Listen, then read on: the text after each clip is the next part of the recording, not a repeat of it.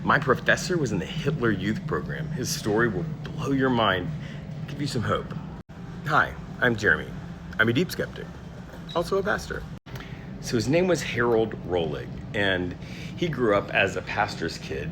His dad was a United Methodist pastor in Germany while Hitler was coming to power and in power, and his dad was not having it. His dad would regularly preach sermons that were either implicitly or explicitly against what Hitler was doing, and that did not go well for the family. His father was repeatedly harassed by Hitler's henchmen and told to stop preaching these things, that he was, an enemy of the state, those kinds of things. Dr. Rohlig was a music professor, and from a tiny age, he started the violin at like 4 years old. He was a violin prodigy in Germany until the worst happened. One day they went to the market to buy groceries, and they asked for flour, and the person there that was selling it said, "We don't have any." And there was a big sack of flour visible behind him. And he said, "It's right there." And they said, "No, we don't have any." And eventually, as they pressed him, they said, "Look, we don't have any for you." Then their water and power were turned off, and they were told that Dr. Rohlig, then just Harold, he was 10 years old, had to enter the Hitler Youth Program in order for them to have these basic necessities. And so he was sent to the Hitler Youth Program. But his father didn't stop. He was not silenced even by this, and was eventually sent to a concentration camp, Bergen-Belsen, for preaching a sermon on obeying God before man. But even though Dr. Rohlig was in this program that was focused on brainwashing children into believing all of the horrifyingly racist and homophobic and nationalist ideas of Nazi Germany, he continued to resist that.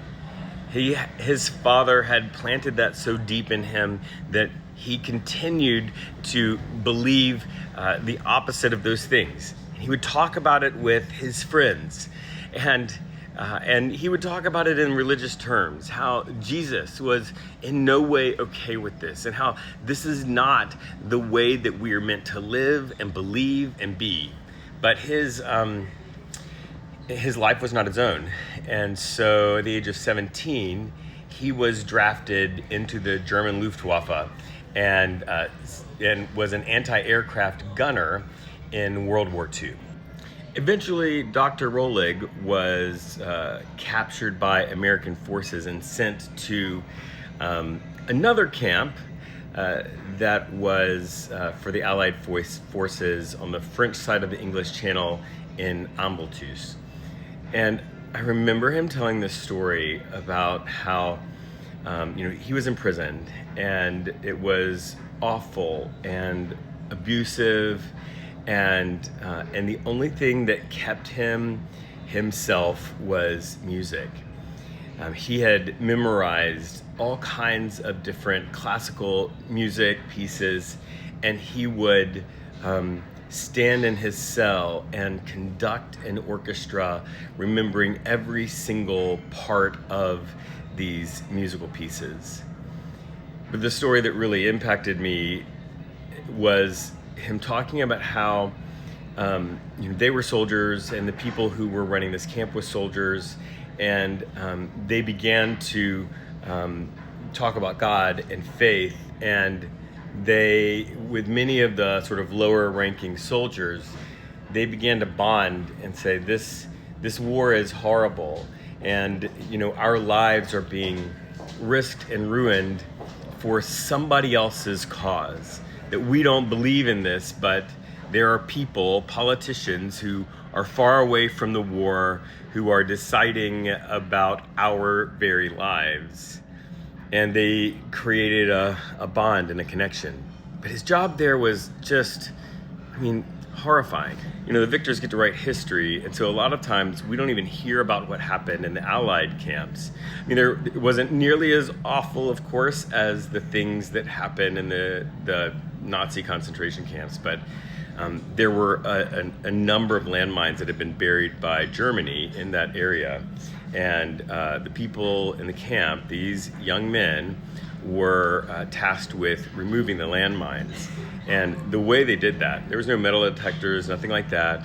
They were given long rods to stick in the ground. And he would say, like, and if you didn't do it right, if you got sleepy, you fell over, you tripped, that was it. And you would have what they called a cigar box funeral.